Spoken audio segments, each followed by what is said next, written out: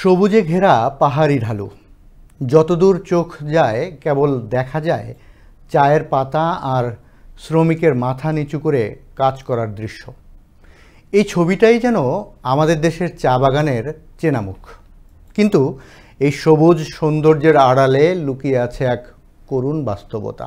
বলছি সিলেট বিভাগের হবিগঞ্জের বিভিন্ন চা বাগানের শ্রমিকদের কথা। চা বাগানের শ্রমিকরা যারা ঘাম ঝরিয়ে দেশের অর্থনীতিতে অবদান রাখছে, তাদের জীবনমান ও বেতন স্বল্পতার চাপে সংসার চালাতে খেতে হচ্ছে হিমশিম।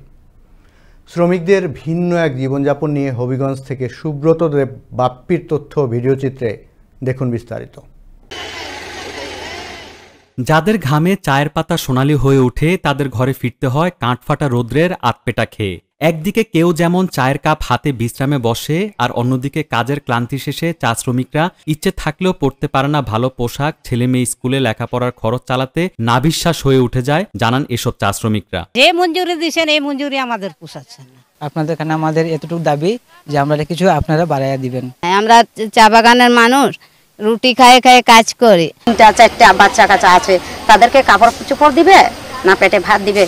আমরা এই মজুরিকে আমরা পেট ভরবে না বাচ্চা কাচ্চারা আমরা স্কুল করাবো। চা আমাদের দেশের সংস্কৃতির অংশ ও আমাদের গর্ব, কিন্তু যারা এই চায়ের পাতা তোলে তাদের জীবন যদি হয় দুর্বিষহ, তাহলে এই গর্ব হয়ে দাঁড়ায় প্রশ্নবিদ্ধ।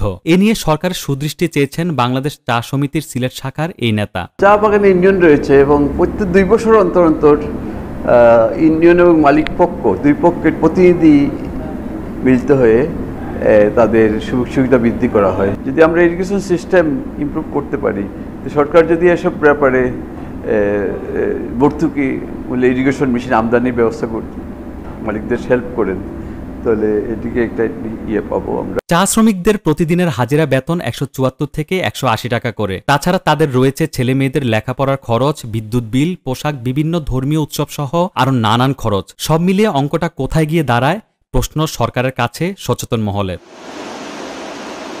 সারাদিন ছিলাম চা শ্রমিকদের সাথে, জানতে পারলাম তাদের মনের কথাগুলো।